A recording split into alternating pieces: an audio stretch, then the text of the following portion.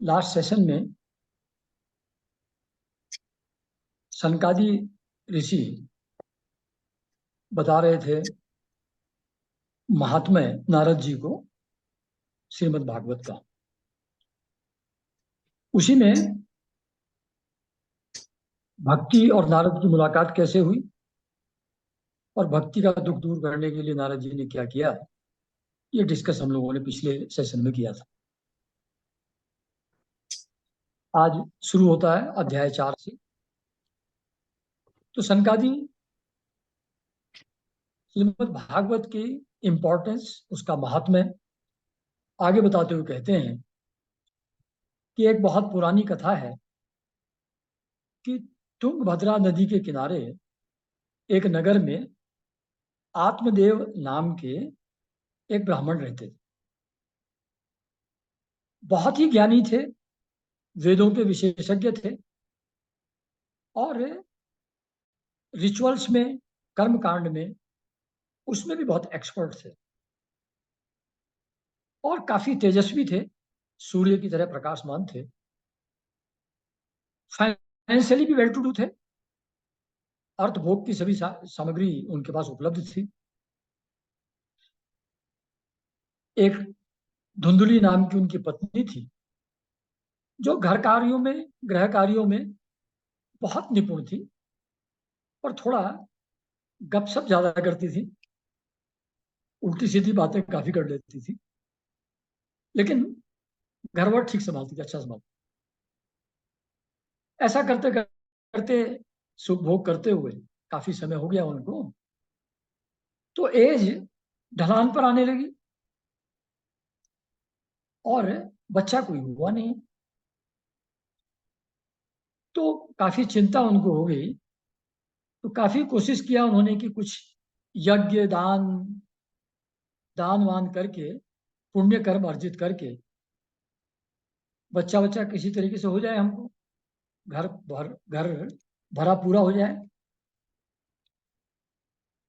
तो काफी इस तरीके का दान धर्म के काम उन्होंने किए और उसमें आधा धन उनका समाप्त हो गया, लेकिन बच्चा बच्चा कोई हुआ नहीं।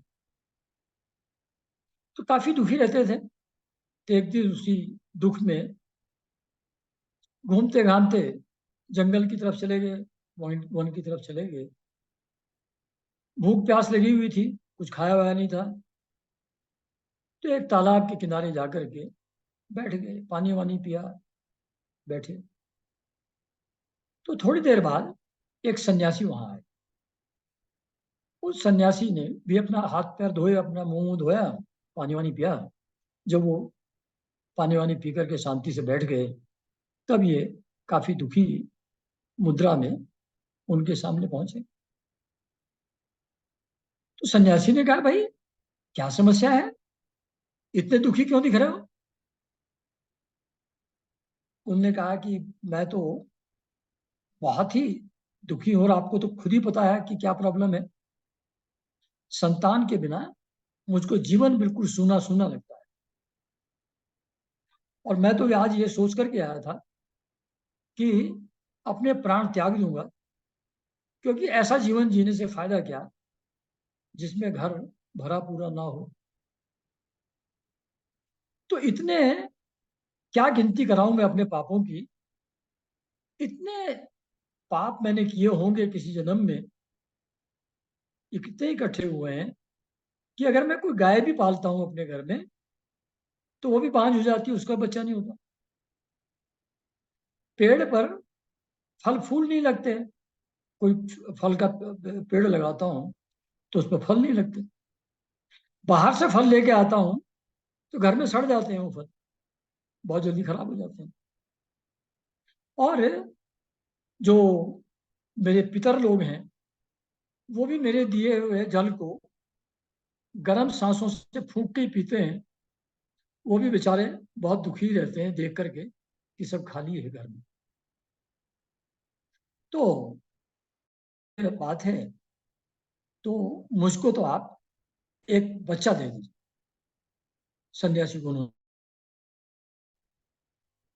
सन्यासी ने कहा, भैया मैंने आपका भविष्य भूत सब देख लिया है,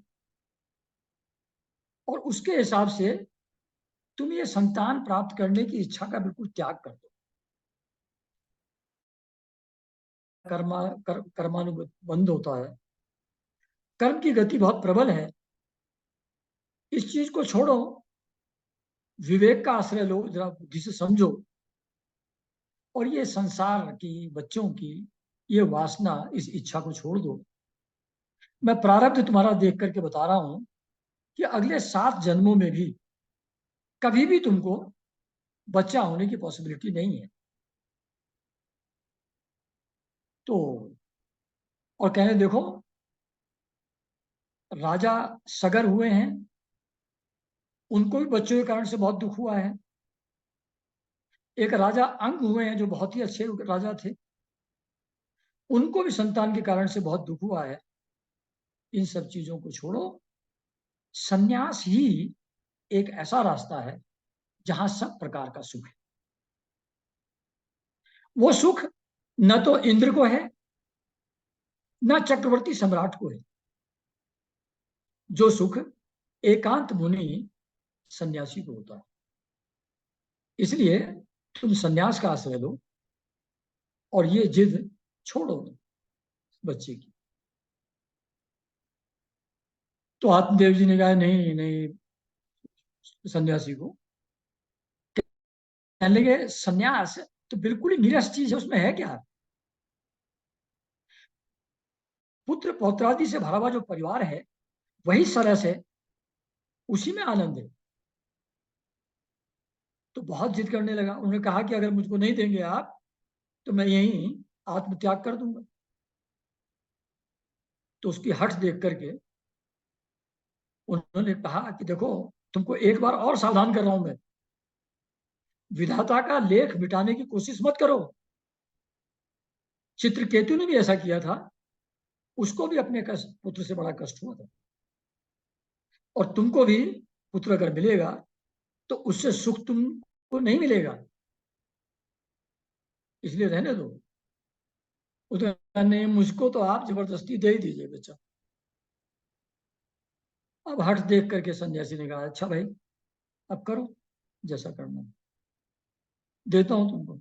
जब जिद पर ही आ गए हो, अब कैसे खाली हाथ कैसे लौटा दूं मांग जो कर रहा है सामने बैठ करके। तो उन्होंने कहा अच्छा ठीक है। तो ऑन हिज इंसिस्टेंस उन्होंने एक फ्रूट, उसको एक फल दे दिया आत्मदेव को कि इसको ले जाओ और तुम इसको अपनी वाइफ को दे देना। अगर वो ऑस्टेरिटीज, शौच का, सत्य का, इन चीजों का पालन करेगी, दान धर्म करेगी, तो अच्छा गुणी बच्चा पैदा हो। तो ऐसा कह करके, फल दे करके और डूज एंड डोंट्स बता करके, क्या करना है क्या नहीं करना है, ये उसको कह करके उन्होंने भेज दिया। तो आए आत्मदेव जी अपने घर, बीबी को कहा ये लो, सन्यासी ने फल दिया है, तो इसको खा लेना, तो हम लोगों को संतान हो जाएगी। अब जब भाग्य में कोई चीज नहीं है तो उसमें बुद्धि आदमी की वैसी ही टेढ़ी उल्टी चलना शुरू हो जाती है। तो वो बहुत दुखी हो गई वो फल हाथ में लेकर के। वो फल दे करके आत्मदेव जी तो कहीं चले गए बाहर, और ये अपना बैठी थी, तो अपनी एक सहेली के साथ बैठ करके अपना दुख दर्द शेयर कर रही थी। तो रो रो करके अपनी सहेली को कहने लगी कि अगर ये मैं फल खा लूंगी तो मेरे पेट में बच्चा आ जाएगा, पेट मेरा बड़ा हो जाएगा, मैं खा पी नहीं पाऊंगी ठीक से, मेरी शक्ति क्षीण हो जाएगी, फिर मैं घर में काम कैसे करूंगी, और बाई चांस कहीं उस समय डाकू वाकू आ गए गाँव में, तो मैं गर्भवती महिला दौड़ूंगी कैसे, भागूंगी कैसे बच करके। और अगर ये सब भी नहीं हुआ और बच्चा पेट में टेढ़ा हो गया तो मैं तो मरी जाऊंगी। और वैसे भी मैं इतनी नाजुक, इतनी किस्म की औरत हूं, तो प्रसव पीड़ा भी बहुत ज्यादा होती है, उसको कैसे सहूंगी। वो भी सब ठीक हो गया। तो जब मैं कमजोर हो जाऊंगी और ठीक से काम नहीं कर पाऊंगी अपना, तो मेरी नंद आकर के घर का सारा सामान वामान उठा के चली जाएगी, बाल बत्ता लपेट के चली जाएगी। तो सही बात तो ये है। अब फिर बच्चे को पालना कोई मामूली काम है? कितना कष्ट है बच्चों को पालने में। रात रात भर जगो, बच्चा रोएगा, कभी पोटी साफ करो, बहुत झंझट है उसमें। तो भाई मुझको तो ये लगता है जो बांझ औरतें हैं या विधवा हैं वही उत्तम स्थिति में है। तो ये मेरे बस का तो नहीं है। तो ऐसे इतने सारे कुतर्क करके उसने वो फल नहीं खाया। और पति ने पूछा कि क्या हुआ, खा लिया? हाँ हाँ खा लिया।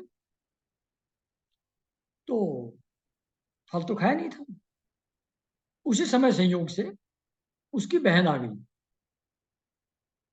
ये धुंधली की बहन आ गई घर में। और अपनी बहन को फिर पूरी किस्सा सुनाया इसने, धुंधुली ने।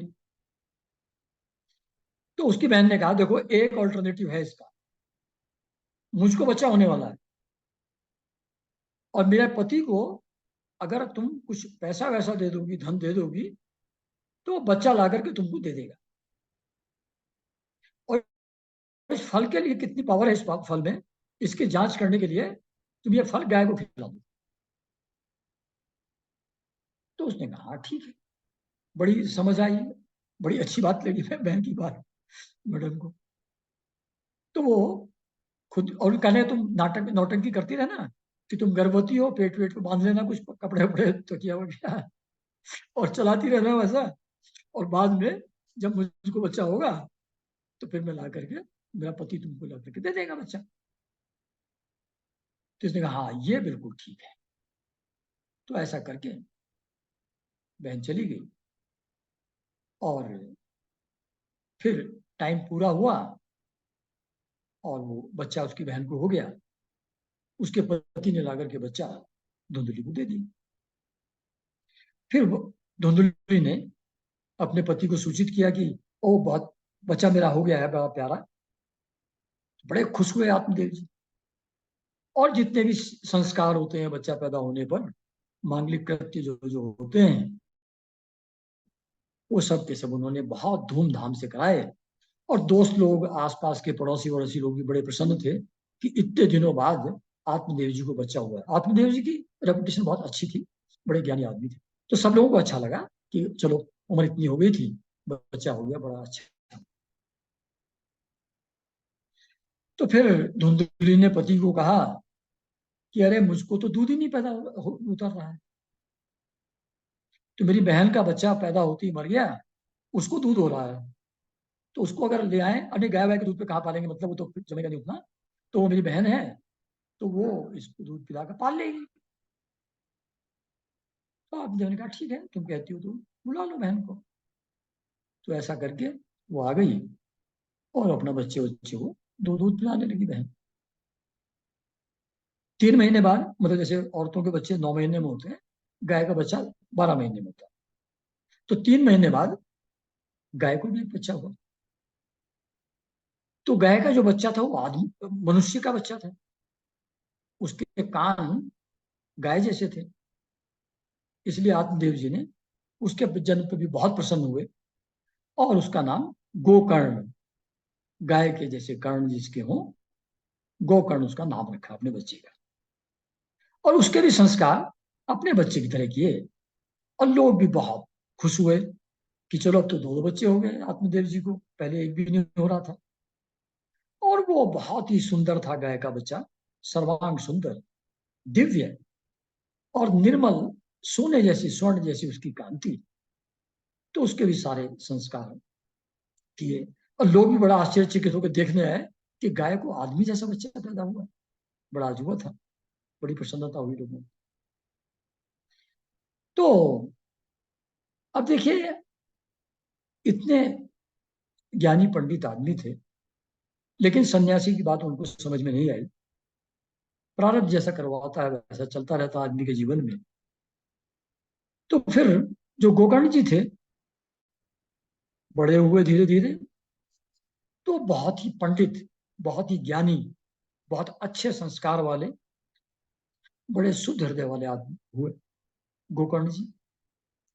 और जो धुंधुकारी था, जो उसकी बहन का बेटा था धुंधुली की, वो बहुत ही दुष्ट, और ना नहाए, ना सफाई का ध्यान रखे, खान पीन भी उल्टा सीधा, मरे हुए आदमी के हाथ का लगाया हुआ खाना खा ले, और बहुत ही क्रोधी, चोरी करने वाला, दूसरों से द्वेष रखने वाला, बच्चों को खिलाने के लिए गोद में ले, और ले जाके खिलाते खिलाते कुएं में डाला है,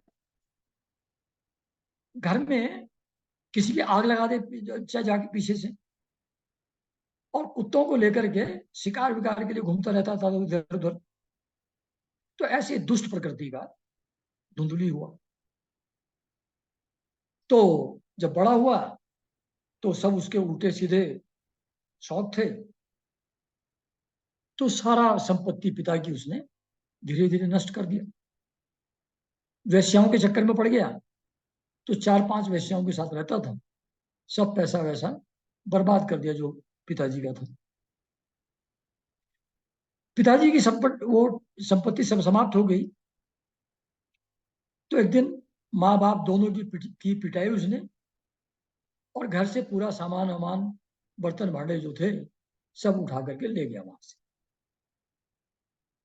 अब दुखी हुए बहुत आत्मदेव जी, सारी संपत्ति नष्ट हो गई, तो बहुत फूट फूट कर रोने लगे, बहुत दुखी थे, और सोचने लगे यार ये क्या किया, इससे अच्छी तो इसकी माँ बांझी रहती।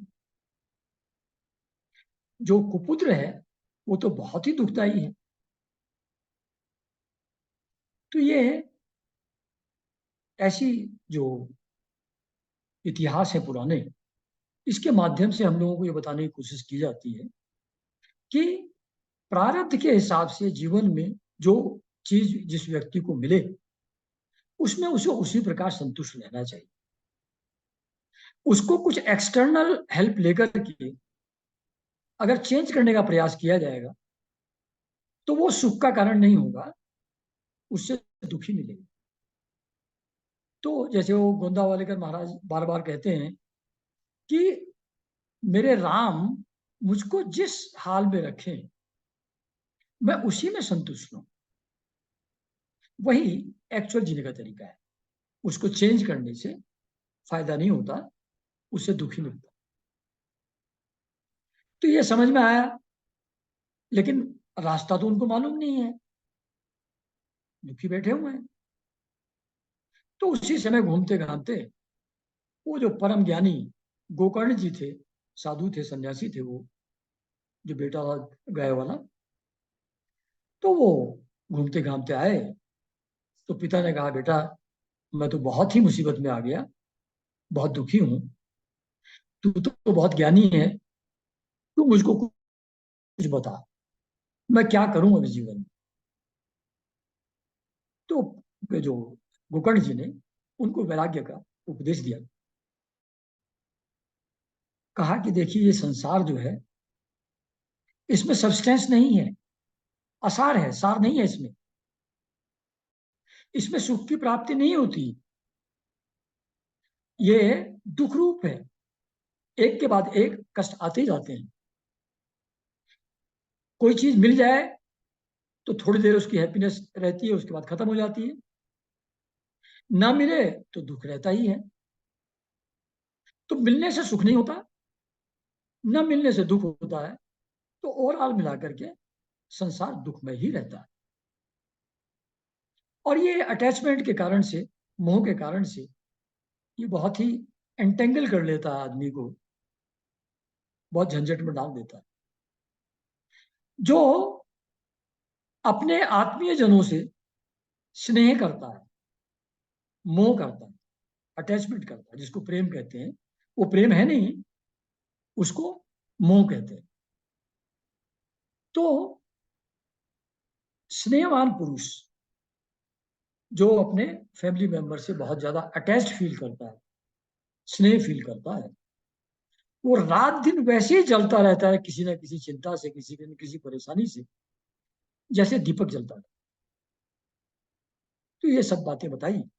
और वही जो मैं थोड़ी देर पहले कह रहा था, न चंद्रस्य सुखम किंचन सुखम चक्रवर्ती न सुखमस्ति विरक्तस्य मुनेरे एकांत जीवन।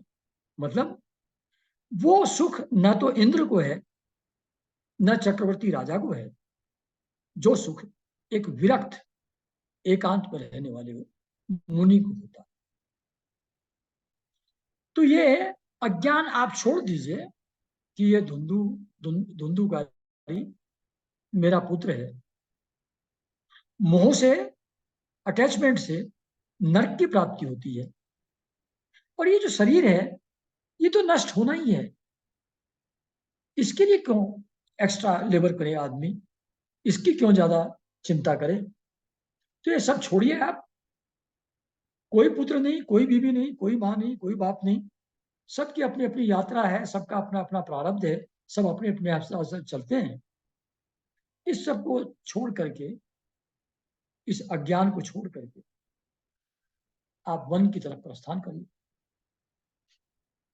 आत्मदेव ने कहा बेटा ठीक कह रहे हो। तो तब समझ नहीं आया था जब वो सन्यासी कह रहे थे, दुख भोगने के बाद अब समझ में आया था। कहले बेटा मैं तैयार हूं जो तुम कहोगे करने के लिए, पर बेटा मुझको तो कुछ नहीं मालूम, तो मैं वहां जंगल में जाकर के करूंगा क्या। उसने कहा देखिए अच्छी तरह समझिए कि ये शरीर क्या है। हड्डियां हैं, मांस है, रुधिर है, त्वचा से ढका हुआ है। ये हाड़ मांस की जो कॉम्बिनेशन है, इसको मैं हूं, इसको छोड़। न जाने कितनी बार अलग अलग शरीर धारण कर चुके हो, छोड़ चुके हो, धारण कर चुके हो, छोड़ चुके हो। तो कौन सा वाला शरीर तुम्हारा है? कोई तुम्हारा नहीं है, तुम शरीर के बिना भी हो। इसको मैं छोड़ दो और स्त्री पुत्र आदि को भी अपना नाम मानो। लगातार इस बात को ध्यान में रखो कि संसार में हर चीज क्षण भंगुर है, टाइम के हिसाब से खत्म होती जाती है। सब जो है, माँ है, बाप है, पड़ोसी हैं, जो भी है, दोस्त हैं, एक एक करके सब खत्म होते जाते हैं। प्रॉपर्टीज खत्म होती जाती हैं, धन खत्म होता जाता है, पैदा होता जाता है, खत्म होता जाता है, पैदा। हर चीज, पेड़ पौधे पैदा होते जाते हैं, खत्म होते जाते हैं, कुत्ते बिल्ली सब पैदा होते जाते, खत्म होते जाते हैं। तो ये देखो, ध्यान दो इस बात पर कि हर चीज क्षण भंगुर है, हर चीज खत्म होती जाती है। इनसे अटैचमेंट का कोई अर्थ नहीं है। जिससे भी अटैच हो गया वो खत्म हो ही जाएगा। Then why do you have any attachment with anything? Why should you have any attachment with anything? तो इन सब चीजों को क्षण भंगुर है, इनसे कोई सुख मिलने वाला नहीं है, उनकी सबकी इंडिपेंडेंट यात्रा है। इस चीज का अच्छी तरह चिंतन मनन करो, इसको ठीक से समझो और किसी चीज में राग ना करो, और वैराग्य रस के रसिक होकर के भगवान की भक्ति में लग जाओ। साधु जनों की सेवा करो, संतों के संपर्क में रहो, दूसरों में गुण दोष नहीं देखो। सब वही एक ही भगवान अलग अलग रूपों में है, न किसी के अंदर कोई गुण है न कोई दोष है। एक ही प्रभु अलग अलग रूप में अलग अलग तरीके से एक्ट कर रहा है, लीला कर रहा है, एक ही प्रभु। इसलिए किसी के अंदर गुण, किसी के अंदर दोष देखना छोड़ दीजिए और भगवान की कथाओं में रस लीजिए, भगवान का ध्यान करिए, भगवान का जप, नाम और उनकी कथाओं को सुनिए। तो बात समझ में आई आत्मदेव जी को, क्योंकि ज्ञानी तो थे ही। जो इंटेलेक्चुअल नॉलेज थी उनकी, वेदों की, उपनिषदों की, वो सब नॉलेज तो उनको थी ही। अब सर्कमस्टेंस भी ऐसे क्रिएट हो गए जहां वो बात समझ में आ रही है। कहते हैं ना, जब लोहा गर्म होता है तभी हथौड़ा मारो, तभी वो काम करता है। जब हथौड़ा, लोहा गर्म नहीं था तो सन्यासी सलाह दे रहे थे तो नहीं समझ में आ रहा था। अब लोहा गर्म हो गया, अब इन्होंने जो हथौड़ा मारा गोकर्ण जी ने, तो वो काम कर गया, उससे शेप उसका मोल्ड होना शुरू हो गया। तो रात दिन फिर वो चले गए जंगल में और रात दिन भगवान की सेवा पूजा करने लगे और नियम पूर्वक भागवत के 10वें अध्याय का पाठ करने लगे। 10वां अध्याय क्या है भागवत का? उसमें कृष्ण का जन्म, कृष्ण भगवान की बचपन और उनके आगे के जो अलग अलग राक्षसों को और असुरों को मारा है, वो सब उनकी कथाएं हैं। तो श्री कृष्ण के जीवन की बाल्यकाल से लेकर के एडल्ट तक की सभी जितनी कथाएं हैं, जितनी लीलाएं हैं उनकी, जो जो उन्होंने किया, वो 10वें स्कंद में है श्रीमद् भागवत के। तो नियम पूर्वक इन्होंने 10वें स्कंद का पाठ करना शुरू किया। मतलब पूरी भागवत नहीं पढ़ते थे, 10वें स्कंद पर। और यही भगवान की सेवा पूजा और 10वें स्कंद का पाठ बार बार बार बार करने से उन्होंने श्री कृष्ण के धाम को प्राप्त कर लिया, मुक्त हो गए। अब भगवान के लोक में उनको स्थान मिल गया, वो भगवान के पार्षद हो गए और मुक्त होकर चले गए। तो ये हुआ आत्मदेव जी की स्थिति। अब पिता तो चले गए वन में, जंगल में चले गए, रुपया पैसा धुंधुकारी सब खत्म कर चुके थे। तो एक दिन माँ को कहा, तुमने जरूर छुपा के कुछ रखा होगा कहीं ना कहीं, तुम दो मुझको निकाल करके, और नहीं दोगी तो तुमको अभी ठीक करता हूं मैं, अभी जलती हुई लकड़ी से तुम्हारी खबर लेता हूं। तो बहुत डांटा वाटा माँ को, मारा वारा। फिर वो बहुत दुखी होकर के घर से निकली, कुएं में जाके डूब के मर गई।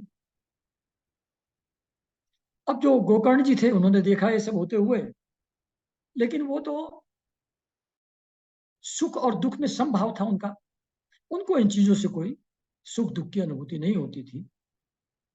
वो भगवान की लीला को समझ करके असंग होकर के अपना इंडिपेंडेंटली असंग होकर घूमते थे।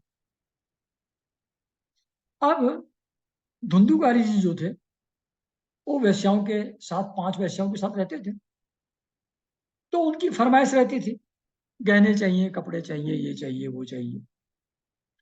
तो ये लगे रहते थे उसको, उनको खुश करने के लिए चीजें इंतजाम करते थे। तो कहाँ से करेंगे? तो चोरी करेंगे, डकैती करेंगे, है, उल्टे सीधे काम सारे करके चुरा उरा के लाते थे सामान वामान। तो एक बार बहुत सारा धन इकट्ठा करके धुंधुकारी जी आए और उन्होंने वो गहने वहने वस्त्र एक्सेट्रा वो सब ला करके दिए उन लोगों को। तो उन्होंने पांचों ने सलाह किया कि ये इतनी चोरी चकारी कर रहा है तो एक ना एक दिन राजा इसको पकड़ ही लेगा, तो इसको प्राण दंड देगा, तो इसको तो मरना ही है, इसका तो कोई ऑल्टरनेटिव है नहीं। और फिर जब इसको मरना ही है तो फिर हम ही लोग इसको क्यों ना निपटा दें, इसका पैसा वैसा हड़प करके इसको हम ही मार दें। तो पांचों ने इसको बांध दिया है, खाट में सो रहा था, और गर्दन दबा के मारने का प्रयास किया, पर मजबूत था तो गर्दन दबाने से इनके मरा नहीं हुआ। तो उन्होंने कहा अब क्या किया जाए? तो फिर जलते जलते अंगारे लाई वो लोग तसले में भर करके, और इसके मुंह पे डाल के वो जंगारे इसको जला कर मार डाला। तो छटपटा करके धुंधुकारी जी मर गए। अब गड्ढा खोदा। पहले जब ऐसी स्थिति में औरतें आ जाती हैं, उनके अंदर इतना साहस आ जाता है जिसकी कोई लिमिट नहीं है। आदमी लोग बहुत पीछे रह जाते हैं साहस में।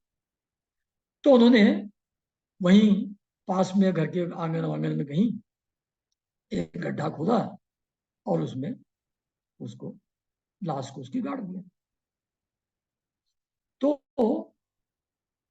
कहानी सुनाते हुए सनकादि कह रहे हैं कि देखो, बुद्धिमान पुरुष को दुष्ट स्त्रियों का विश्वास कभी नहीं करना चाहिए। इनकी वाणी तो अमृत के समान होती है, और जो कामी पुरुष हैं उनके हृदय में रस का संचार करती है, लेकिन हृदय जो है वो छुरे की धार की तरह है, काट करके जीवन को नष्ट कर देता है।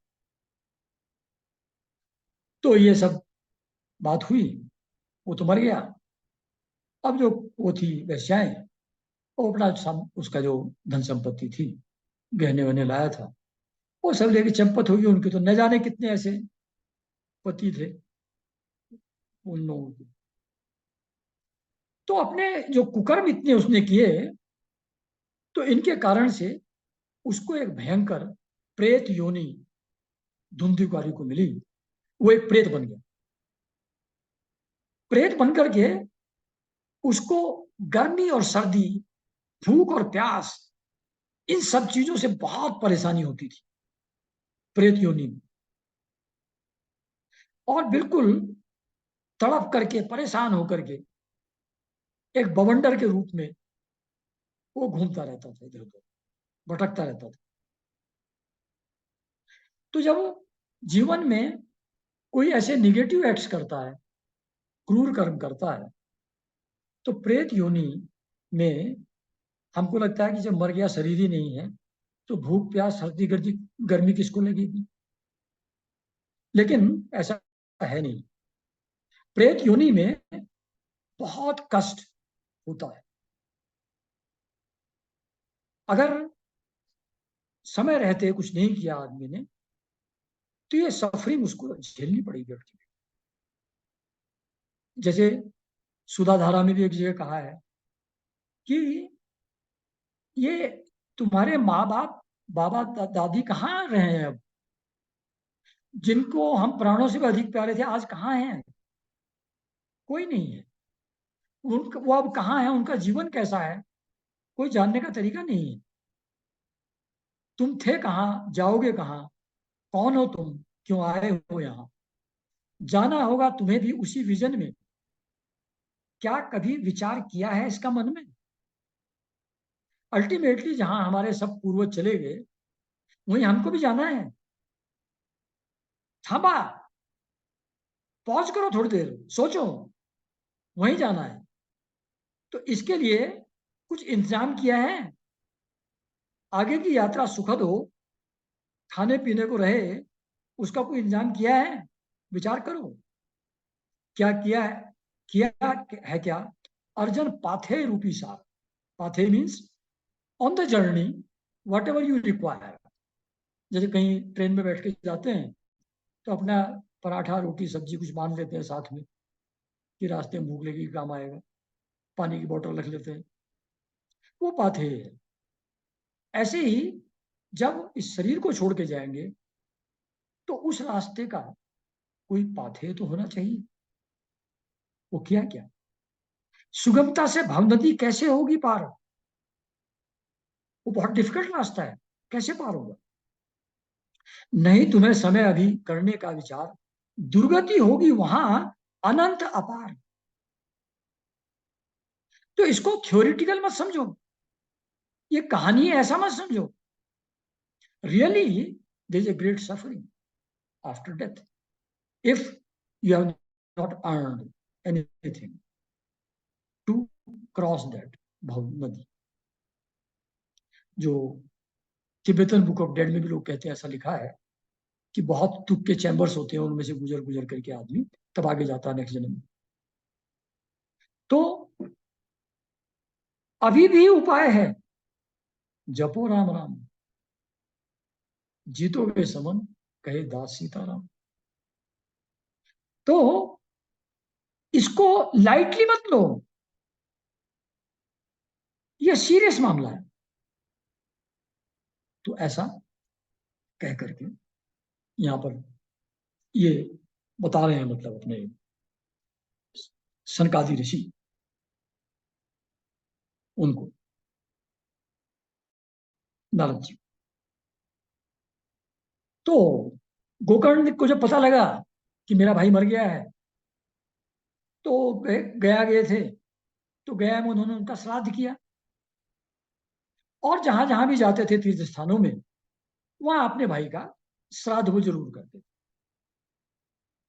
उनके लिए संत और दुष्ट में कोई अंतर नहीं था, उनके लिए सब एक था। तो ऐसे घूमते घूमते बहुत जगह श्राद्ध करने के बाद एक दिन अपने गांव में वापस आए, सबकी नजर से बचते हुए धीरे से आकर के रात्रि में अपने घर के आंगन में सो गए। तो रात में देखा कि बड़ा भवंडर सा उठ रहा है, कभी हाथी का रूप बना के प्रकट हो रहा है आदमी, कभी कुत्ते का रूप बना रहा है, कभी किसी चीज का। तो कौन है भाई, कभी भूत बन जाए, कभी राक्षस बन जाए, कभी प्रेत बन जाए, पता नहीं, अलग अलग रूप दिखा रहा है। तो इनको तो खैर डर नहीं लगता था, ये तो बड़े ज्ञानी पुरुष थे। तो उनको लगता है बेचारा कोई दुर्गति को प्राप्त जीव है, कोई दुखी आत्मा है। तो उन्होंने कहा, भैया कौन हो तुम, और क्यों ये तरह तरह की नौटंकी कर रहे हो, क्यों अलग अलग रूप दिखा रहे हो, तो तुम्हारी दशा ही ऐसी हुई कैसे, इस स्टेज में तुम पहुंचे कैसे। तो वो तो रो रहा है, बोलने की सामर्थ्य भी उसमें नहीं है, इतना कमजोर हो गया है वो प्रेत। तो मंत्रों से शुद्ध किया हुआ जो जल था, उसके कुछ छींटे मारे उसके ऊपर, तो थोड़े बहुत पाप उसके कम हुए, और उसके कारण से वो थोड़ा बोलने की शक्ति उसके अंदर आई। तो उसने कहा, प्रेत ने, कि अरे भाई, मैं तो तुम्हारा भाई हूं, मैंने बहुत दुष्कर्म किए हैं, और उसके कारण से मैंने अपना ब्राह्मणत्व भी कष्ट रिमूव कर दिया, खत्म कर दिया, नष्ट कर दिया, जो भी ब्राह्मणी क्वालिटी वो सब समाप्त कर दी। और बहुत हिंसा की है मैंने, बहुत लोगों को मारा है। तो उसके बदले में फिर जिनके संपर्क में मैं आया था वैश्याओं के, उन्होंने तड़पा तड़पा करके मुझको मार डाला। तो अब मैं सिर्फ हवा पी के जी रहा हूं, और तुम तो दया के समुद्र हो, तुम तो महान हो, तो तुम मुझको किसी तरीके से कुछ करके इस प्रेत योनि से छुड़वाओ। तो इन्होंने कहा, मैंने तो तुम्हारा श्राद्ध गया में भी किया और बहुत जगह किया, तुम्हारी मुक्ति क्यों नहीं हुई। कहने, मैं क्या कोई मामूली दुष्ट हूं, ये सैकड़ों मेरे श्राद्ध करोगे तब भी कुछ नहीं हो पाएगा, इसलिए कोई उपाय और छोड़ो। तब समय हो रहा है समाप्त, आगे की कहानी अगले संडे सुनेंगे हम। ओके।